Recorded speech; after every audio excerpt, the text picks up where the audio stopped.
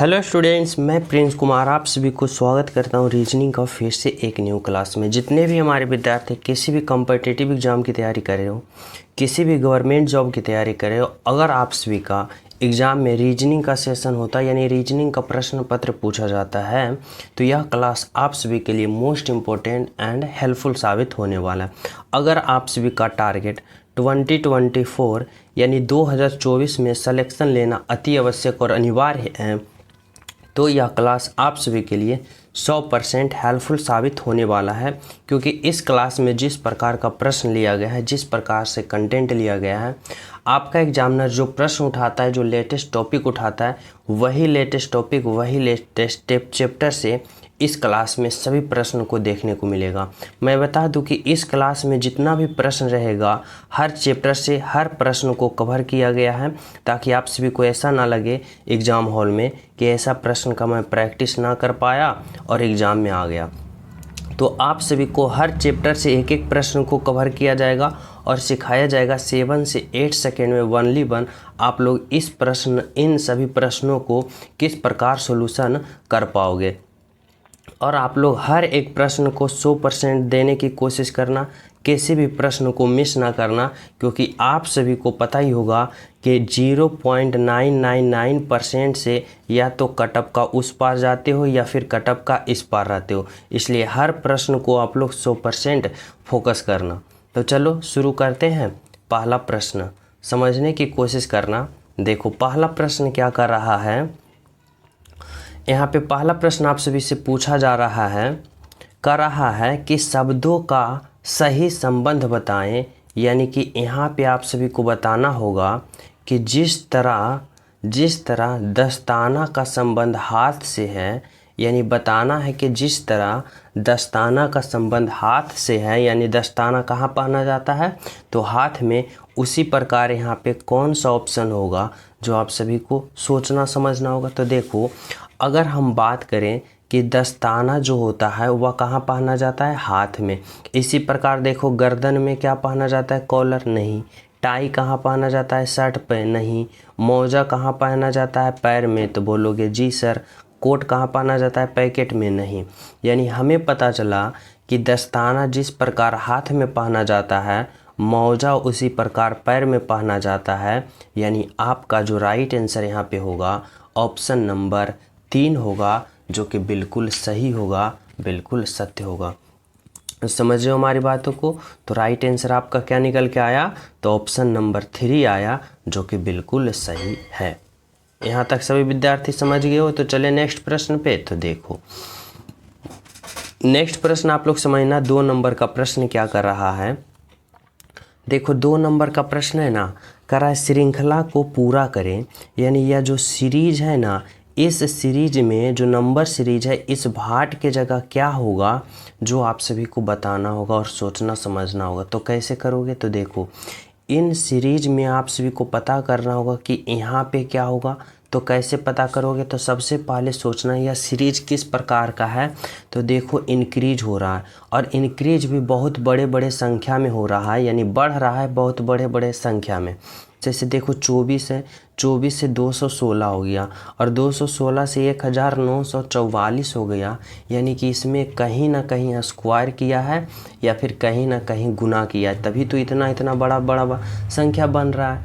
तो आगे क्या संख्या और बड़ा बनेगा, तो कैसे सोचोगे। तो देखो अगर हम बात करें कि 24 से 216 गया तो क्या हुआ, तो समझना अगर 24 में आप लोग गुना का 9 करते हो, तो देखो अगर आप लोग 24 में गुना 9 करो तो कितना आएगा, 9 चौका 36, 6 बाकी 3, और 9 का 9, 9 दूना का 18, और 18 3 21। देखो 216 आ गया।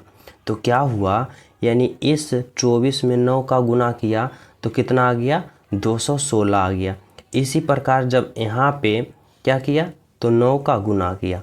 जब इसी प्रकार 216 में यहाँ पे अब क्या करो कि 1944 आ जाए।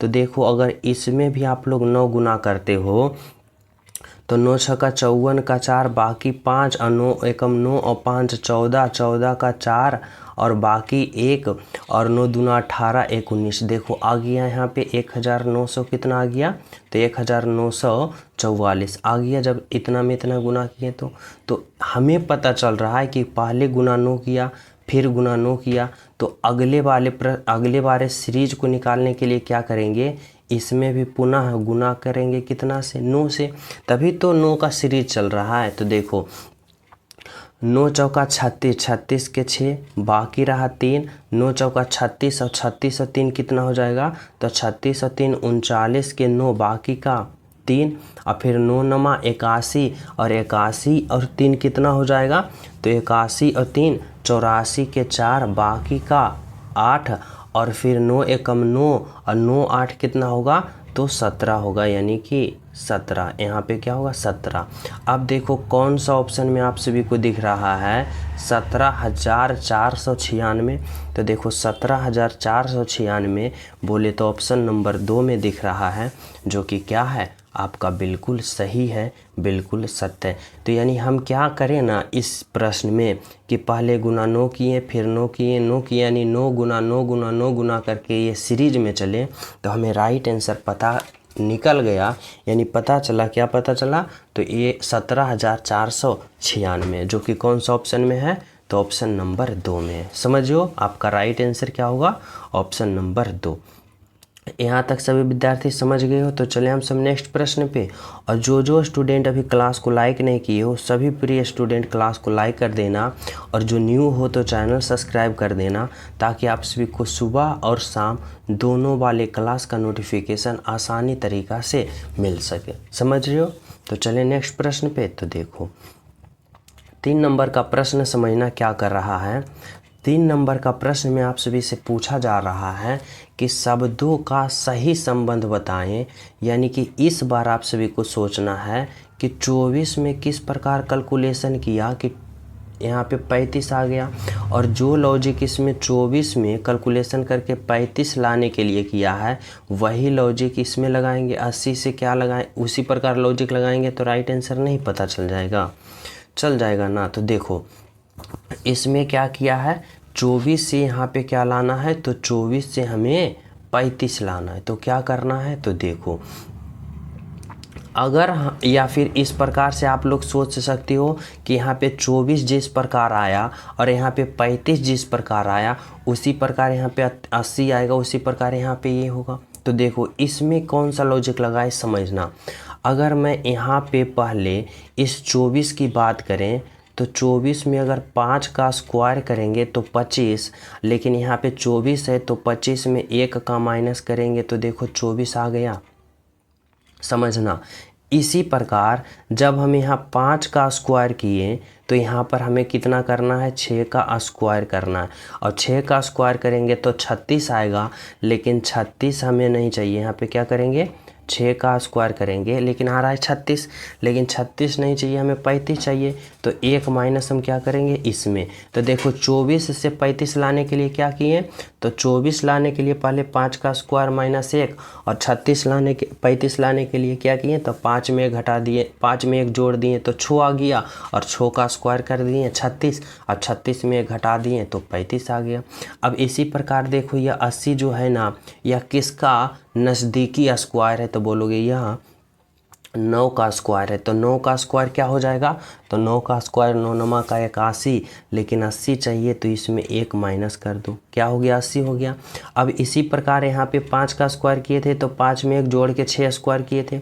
तो इसी प्रकार यहाँ पे क्या करेंगे, 9 का स्क्वायर किए तो 9 में 1 जोड़ के यहाँ पे क्या हो जाएगा 10, और 10 का स्क्वायर करेंगे और फिर 1 का माइनस कर देंगे। तो 10 का स्क्वायर क्या हो जाएगा, 10 का स्क्वायर 100, और 100 में जब 1 हम घटा देंगे तो क्या आ जाएगा, 99 आ जाएगा। यानी कि क्या निकल के आया 99, जो कि कौन सा ऑप्शन में है, तो ऑप्शन नंबर 3 में है, जो कि आपका क्या है, बिल्कुल सही है, बिल्कुल सत्य है। यानी 99 जो है होगा ना आपका राइट आंसर होगा। यहाँ तक सभी विद्यार्थी समझ रहे हो। तो चले हम सब नेक्स्ट प्रश्न पे। तो देखो नेक्स्ट प्रश्न आप लोग समझने की कोशिश करना।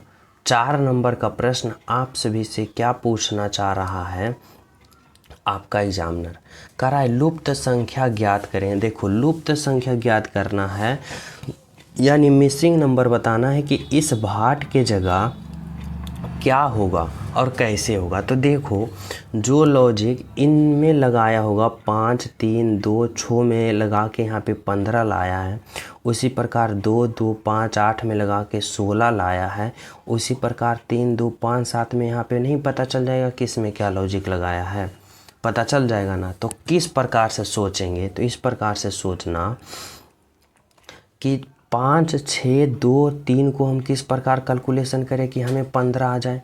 तो देखो अगर हम इन सभी को जोड़ते हैं, जैसे कि देखो 5 3 फिर 2 और फिर 6, 5 3 2 और 6 को आपस में हम जोड़ते हैं तो देखो कितना आता है।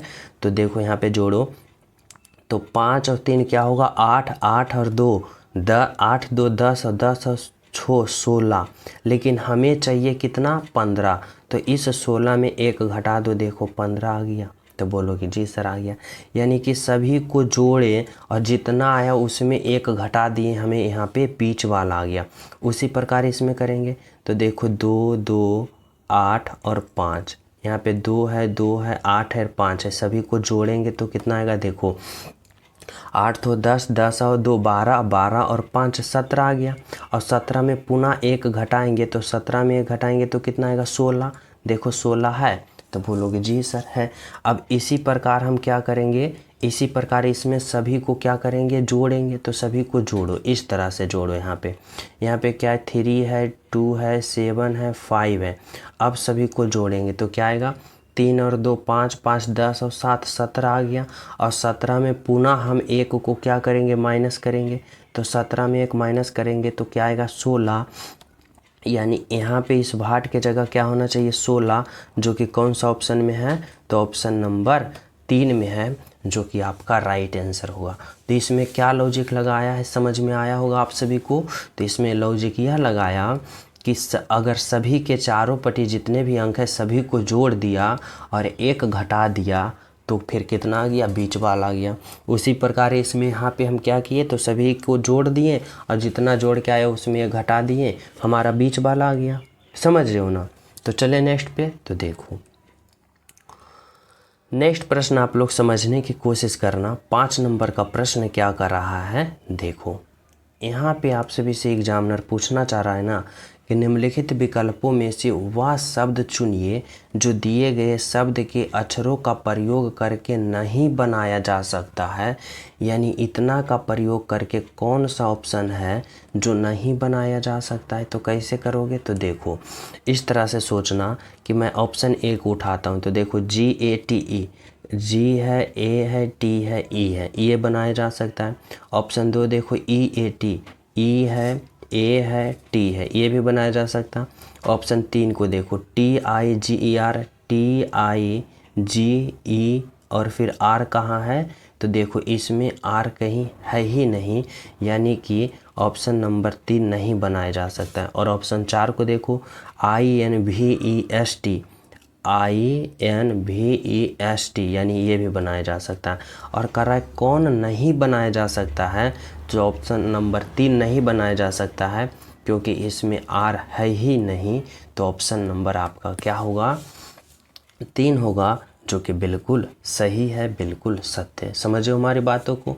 तो चले नेक्स्ट प्रश्न पे। तो देखो नेक्स्ट प्रश्न आप लोग समझने की कोशिश करना। 6 नंबर का प्रश्न क्या कर रहा है आप सभी से, यहाँ पे आप सभी से पूछना चाह रहा है 6 नंबर का प्रश्न आपका एग्जामिनर कर रहा है। यदि कुत्ते को शेर कहें, समझना, कुत्ते को शेर कहें, शेर को बिल्ली कहें, बिल्ली को खरगोश कहें और खरगोश को चूहा कहें तो जंगल का राजा कौन है। देखो समझना, अगर हम वास्तविक की बात करें तो जंगल का राजा कौन होता है, तो शेर होता है।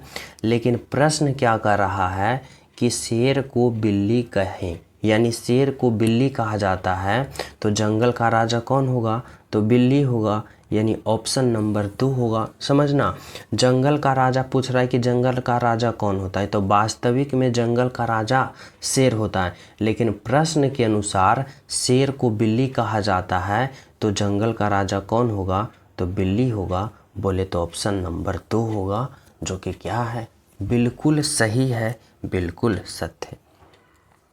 समझ रहे हो हमारी बातों को। तो चले नेक्स्ट प्रश्न पे। तो देखो नेक्स्ट प्रश्न आप लोग समझने की कोशिश करना। 7 नंबर का प्रश्न क्या कर रहा है, कह रहा है दिए गए समूह में भिन्न की पहचान करें।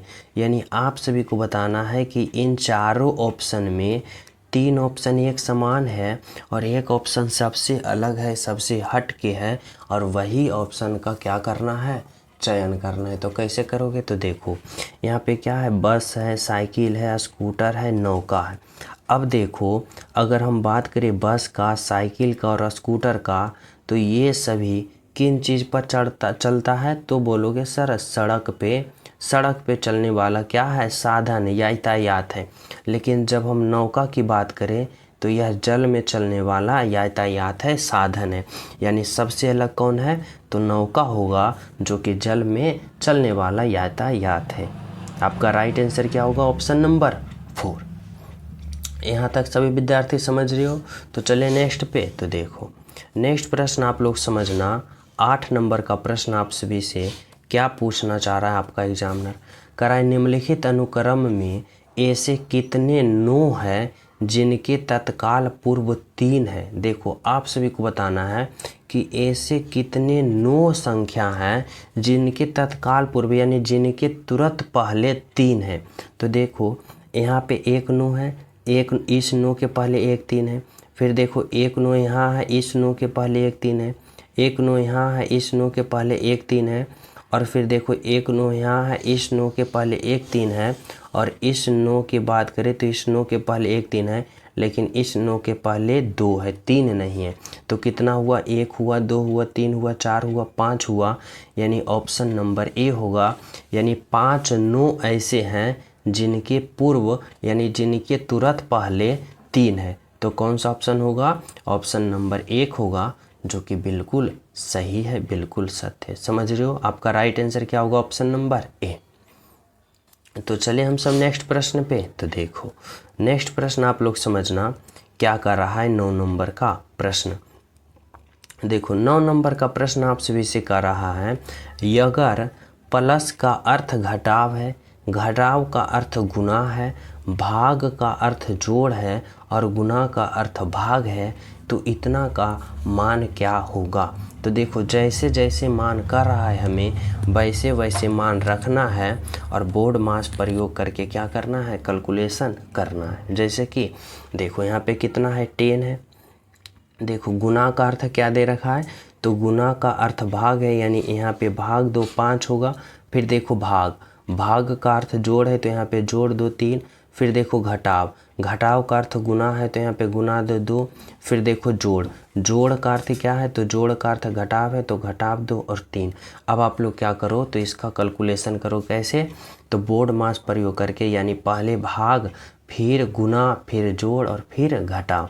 तो देखो 10 में जब 5 से भाग दोगे तो कितना आएगा, तो 5 दूना का 10, 2 आया, फिर प्लस हो गया। अब देखो भाग का क्रिया हो गया तो गुना का करना है, तो गुना का करो, 3 दूना का 6 और माइनस का 3। अब देखो उसके बाद देखो पहले भाग हुआ फिर गुना हुआ फिर जोड़ करेंगे, तो 6 और 2 कितना होगा, 8। और जब 8 में 5 को घटाओगे तो 8 में 3 घटाओगे, सॉरी यहाँ पे 3 है, तो 8 में 3 घटाओगे तो कितना आएगा, 5 आएगा। और 5 जो कौन सा ऑप्शन में है, तो ऑप्शन नंबर 2 में है, जो कि क्या है, आपका राइट आंसर है। तो जो जो मान किया वह मान रखें और कैलकुलेशन कर दी, आपका राइट आंसर निकल के आ गया। तो समझ रहे हो ना यहाँ तक सभी विद्यार्थी। तो चले हम सब नेक्स्ट पे। तो देखो नेक्स्ट प्रश्न आप लोग समझना, यहाँ पे 10 नंबर का प्रश्न क्या पूछ रहा है, कह रहा है कि इस बार संबंध बताना है, वैसे वह भी किसका संबंध बताना है, तो अल्फा वर्ड का संबंध बताना। यानी जिस प्रकार इतना का इतना से संबंध है, उसी प्रकार इतना का यहाँ पे किससे संबंध होगा जो आप सभी को बताना है। तो ऐसे प्रश्न को आप लोग क्या करोगे, आप लोग अल्फ़ाबेट पोजीशन का पता करोगे। जैसे कि क्या होगा, तो इस तरह से देखो यहाँ पे क्या है, इसका पहले मैं अल्फ़ाबेट पोजीशन लिखता हूँ। जैसे इस तरह से देखो, इतना का मैं लिख रहा हूँ। तो देखो पी का क्या होता है, तो पी का अल्फ़ाबेट पोजीशन 16 होता है, आर का 18 होता है, ई का कितना होता है 5 होता है, टी का 20 होता है, और फिर टी का 20 होता है, और बाई का 25 होता है। समझ लो ना। अब हम इसका लिखेंगे तो क्यू का कितना होता है 17 होता है, एस का 19 होता है, एफ का 6 होता है, यू का कितना होता है 21, फिर पुनः यू का 21, और जेड का कितना होता है 26 होता है। अब देखो आप लोग इसमें क्या लॉजिक लगा रखा है, तो देखो पी से क्यू की ओर गया, यानी पी का अल्फ़ाबेट पोजीशन 16 और क्यू का 17। तो देखो 16 से 17 गया तो क्या हुआ, प्लस का 1 हुआ। फिर देखो आर से एस गया, यानी आर का 18 और एस का 19, तो 18 से 19 गया तो प्लस का 1 हुआ। फिर देखो ई से एफ गया, यानी ई का 5 और एफ का 6, यहाँ भी प्लस 1। फिर देखो टी से यू गया, यानी 20 से 21, तो यहाँ भी प्लस 1। और टी से यू यानी कि 20 से 21, यहाँ भी प्लस 1। और फिर 22 से जेड गया, यानी 25 से 26 गया, यानी कि यहाँ भी प्लस का 1। तो क्या किया ना कि सभी में प्लस का 1 किया, और यहाँ पे क्या आ गया, इसका मान आ गया। तो यहाँ पे क्या करना है, इसमें भी वही करना है, प्लस का 1 करना है, और फिर राइट आंसर का हमें मान पता करना है। तो देखो समझना, देखो इधर से मैं इधर चला हूँ तो क्या किया, सभी में प्लस का 1 किया हूँ तो इतना आया। तो देखो यहाँ पे इसी प्रकार इधर से इधर चलना है, तो इधर से इधर चलना है, यानी सभी का +1 सभी में +1 करना है। लेकिन यहाँ पे हमें कौन सा अंक रखना है, ताकि हमें तो पता नहीं है। तो इसको पता करने के लिए जब हम इधर से उल्टा चलेंगे तो माइनस का 1 करेंगे, फिर उल्टा पता करेंगे तो माइनस का 1, उल्टा पता करेंगे तो माइनस का 1 करेंगे। क्योंकि देखो इधर से इधर चला तो प्लस का 1, और जब हम इधर से इधर चलेंगे तो माइनस का 1। समझ लो ना। तो हमें इधर से इधर चलना है, यानी सभी में माइनस का 1 करना है, यानी क्योंकि हम उल्टा चल रहे हैं। तो देखो यहाँ पे क्या है, तो यहाँ पे समझना सी है, फिर एफ है, फिर बी है, फिर भी है, फिर यू है और जेड है। और इनका अल्फ़ाबेट पोजीशन क्या होता है, तो सी का 3 होता है, एफ का 6 होता है, और बी का 2 होता है, यू भी का 22 होता है, यू का 21 और जेड का 26। अब देखो आप सभी को क्या करना है ना कि इधर से इधर चलना, यानी यहाँ वाला लाने के लिए, यानी यहाँ से इधर से उल्टा लाने के लिए -1 करना पड़ेगा। क्योंकि जब इधर से इधर चले तो +1 आया, तो इधर से इधर करेंगे तो -1 करोगे ना। तो देखो सी का अल्फ़ाबेट पोजीशन 3, और 3 में 1 घटाओगे, यानी 1 माइनस करोगे तो 2 आएगा, और 2 जो होता है बी का होता है। इसी प्रकार देखो एफ में भी -1 करोगे तो 6 में से 1 करोगे 5, और 5 जो होता है ई का होता है। देखो बी में भी -1 करो तो 2, बी में से बी का अल्फ़ाबेट पोजीशन 2 में से 1 घटाओगे 1, और 1 जो आएगा 1 आएगा। फिर देखो 22 में 1 घटाओगे 21, और 21 होगा यू का, और यू में भी 1 घटाओगे तो क्या आएगा 20, और 20 जो होता है टी का होता है। और जेड में भी क्या करोगे 1 का घटाओगे तो जेड का 26, और 26 में 1 घटाओगे 25, और 25 जो होता है बाई का। अब देखो कौन सा ऑप्शन दिख रहा है, BEAUTY। तो BEAUTY ऑप्शन नंबर बी जो होगा, यानी ऑप्शन नंबर 2 जो होगा वह क्या होगा, आपका बिल्कुल सही होगा, बिल्कुल सत्य होगा। बोले तो ऑप्शन नंबर 2। तो इस तरह से आप सभी को यहाँ पे समझना होगा। समझ रहे हो ना हमारी बातों को। तो चले नेक्स्ट पे। तो देखो 11 नंबर का प्रश्न समझना, इसमें क्या कर रहा है, इसमें कर रहा है ना आप सभी से पूछना चाह रहा है कि हरे के सामने कौन सा रंग होगा। यानी देखो यहाँ पे कितना पासा, 1 2 3 4 पासा दे रखा है, और 4 पासा में पूछ रहा है हरे के सामने, यानी हरे के विपरीत पूछ रहा है कि अगर इस पासे में यहाँ पे मान लो हरा है तो इसका नीचे कौन होगा, यानी इसका सामने कौन होगा, यानी विपरीत यानी उल्टा पूछ रहा है। तो क्या करो, दो पासे को कहीं आप लोग रेंडम उठा लो, दो पासे को, कोई भी दो पासे को आप लोग उठा लो। चलो मैं पहला और दूसरा को उठाता हूँ। अब देखो आप लोग कि इन दो पासों में कॉमन क्या क्या दिख रहा है। तो देखो इसमें लाल दिखा कॉमन और इसमें लाल दिखा, और क्या, तो देखो पीला भी कॉमन दिख गया और पीला भी कॉमन दिख गया। और आप सभी को पता होगा कि जब दो पासे में दो कॉमन होता है तो क्या होता है, तो जो बाकी बचा रहता है ना, यानी बाकी जो बचा रहता है वह क्या होता है, तो एक दूसरे का विपरीत होता है। तो देखो बाकी कौन बचा रखा है, तो हरा बचा है, और यहाँ पे कौन बचा है, तो यहाँ पे गुलाबी बचा है। अब देखो आप सभी को क्या करना है, करा हरे के सामने यानी हरे के विपरीत कौन है, तो देखो हरा और गुलाबी क्या है, एक दूसरे का विपरीत है, यानी हरा का विपरीत पूछ रहा है, यानी हरा का सामने वाला पूछ रहा है, तो गुलाबी होगा, यानी ऑप्शन नंबर 1 होगा, जो कि क्या है आपका राइट आंसर है। समझियो आपका क्या है, तो राइट आंसर है ऑप्शन नंबर 1 है। यहाँ तक समझ गए हो, तो चले हम सब नेक्स्ट पे। तो देखो नेक्स्ट प्रश्न आप लोग समझने की कोशिश करना। देखो 12 नंबर का प्रश्न आप सभी से क्या पूछ रहा है, करा दिए गए समूह में विषम की पहचान करें। यानी आप सभी को बताना है कि इन 4 ऑप्शन में 3 ऑप्शन एक समान है और एक ऑप्शन सबसे अलग है, सबसे हट के है, और वही ऑप्शन आप सभी को बताना है कि कौन सा राइट आंसर होगा, यानी जो सबसे अलग होगा।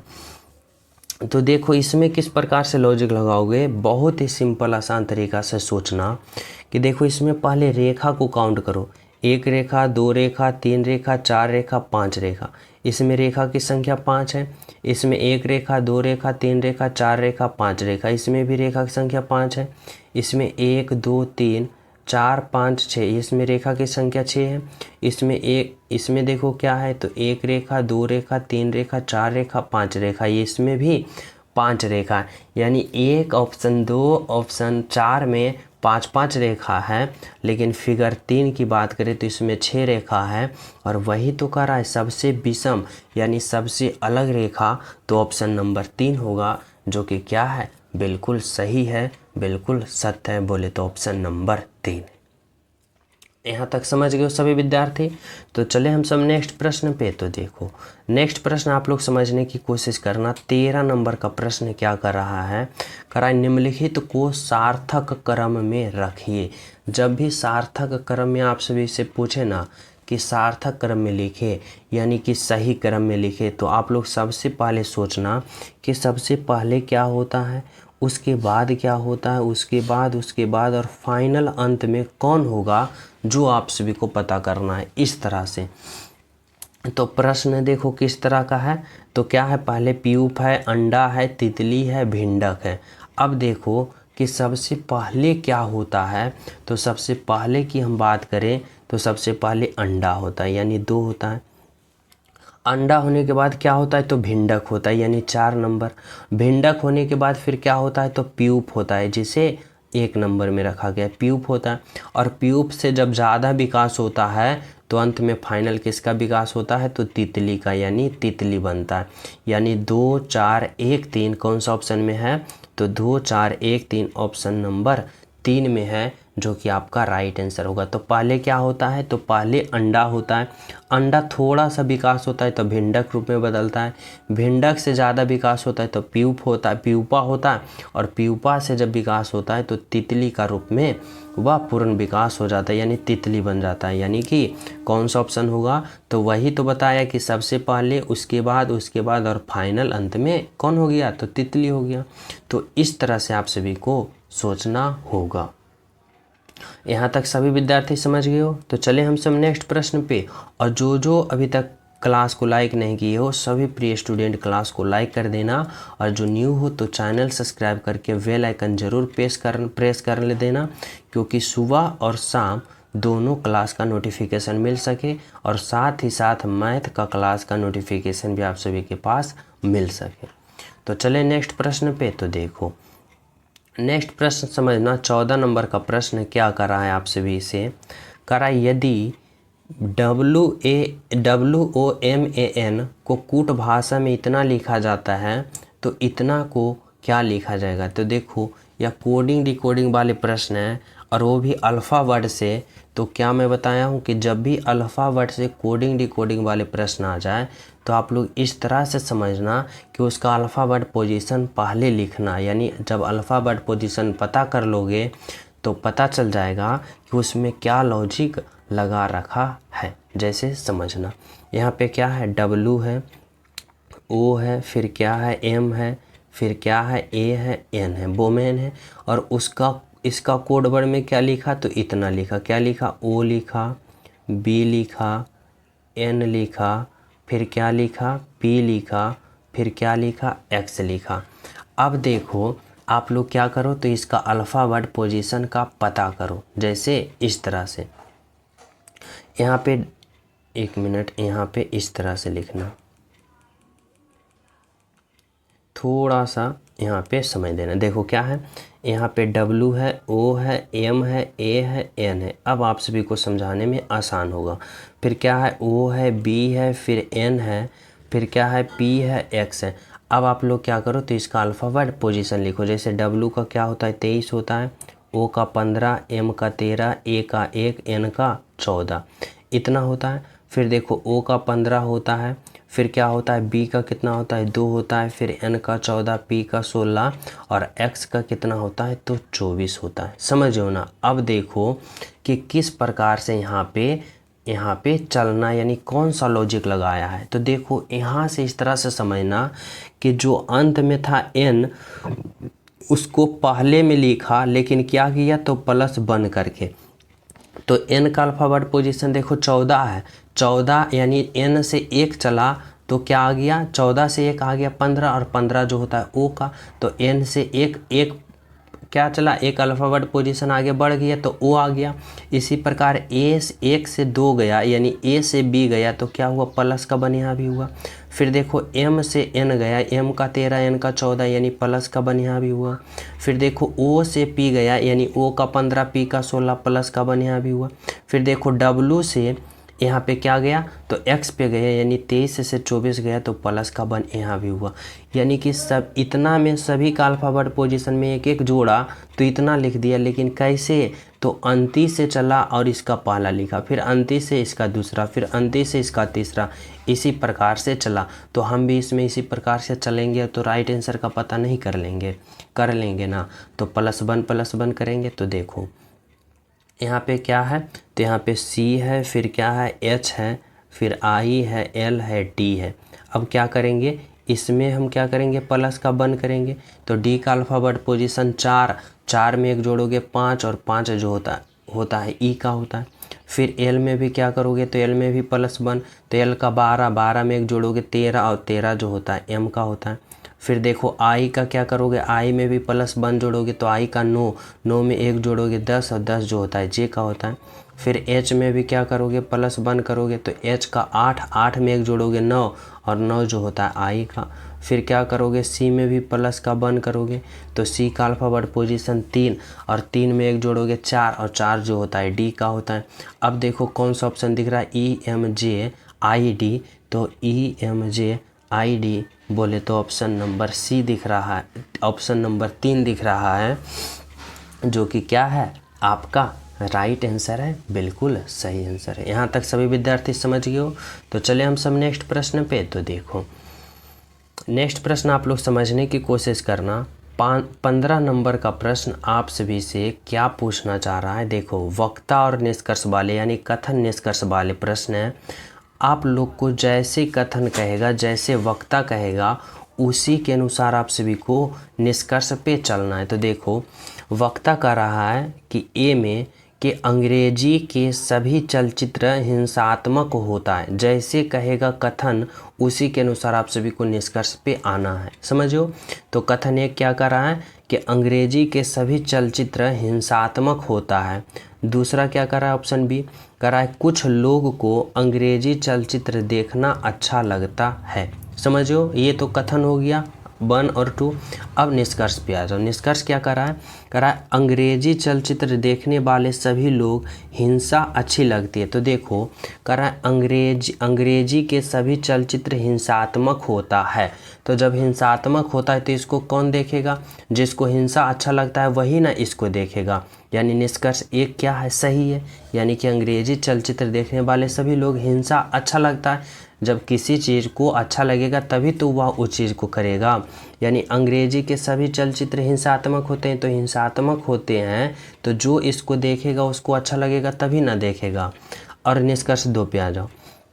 करा जिन लोग को हिंसा अच्छा लगता है वह अंग्रेजी चलचित्र देखते हैं। ऐसा कोई बात नहीं है। जिसको हिंसा अच्छा लगता है वह सिर्फ अंग्रेजी चलचित्र ही देखते हैं, वह दूसरा चलचित्र भी देखेंगे। तो यानी क्या होगा? तो निष्कर्ष 2 गलत होगा। वनली वन अगर हम बात करें तो वनली वन केवल निष्कर्ष 1 है, जो कि आपका क्या है? राइट आंसर है और बिल्कुल सही है। तो आपका क्या राइट आंसर निकल के आया? ऑप्शन नंबर ए, जो कि केवल 1 निकलता है। समझ गए हो? तो चले हम सब नेक्स्ट पे। तो देखो नेक्स्ट प्रश्न आप लोग समझना।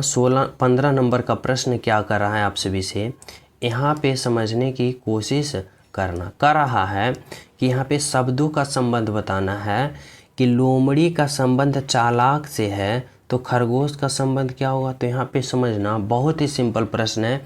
लोमड़ी को कैसा माना जाता है? तो चालाक जानवर माना जाता है। और खरगोश को कैसा माना जाता है? तो डरपोक जानवर माना जाता है। यानी कौन सा होगा? तो ऑप्शन नंबर बी होगा, जो कि बिल्कुल सही है। समझ हो?